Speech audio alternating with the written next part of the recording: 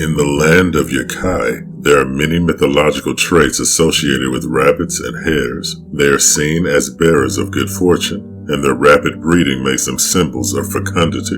Various heavenly bodies are associated with them, tales saying they came to Teleria from putative stars, planets, or constellations. In other lands, hares are bred or hunted for meat and fur, but in Yakai, there are more cultural practices and rituals associated with hunting or killing them. It is customary for Yakai hunters and furriers to pay a symbolic hare price in exchange for taking the life of one. This usually consists of grains or vegetables left where hares are known to frequent. Besides functioning as a spiritual ritual, this helps ensure their population remains robust enough for hunters to profit from it. Razelvarg was a human trapper who came to Yakai from Anhelt and scoffed at the local customs, paying no mind to the traditional hare price. He killed as he pleased, despite the protestations of the locals. But those who slay animals for their living are at particular risk of contracting the skinwalker curse,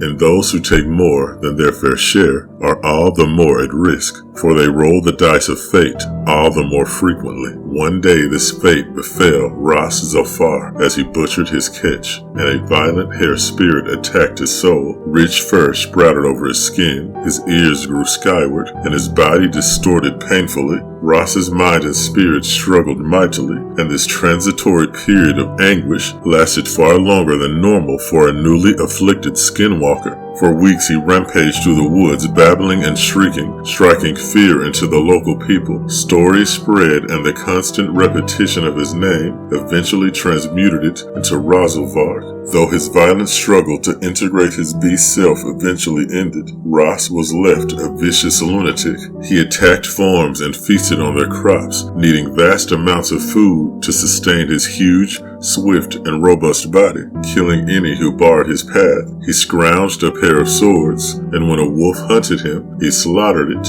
and now wears its skin triumphantly.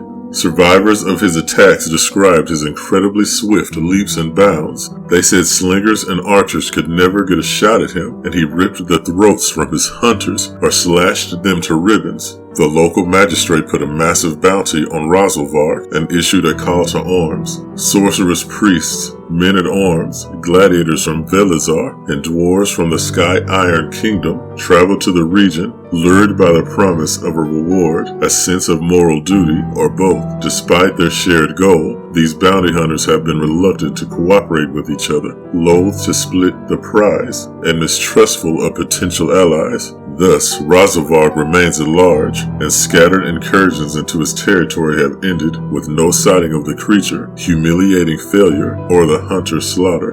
And that is the story of Razelvarg. Till next time, my fellow raiders.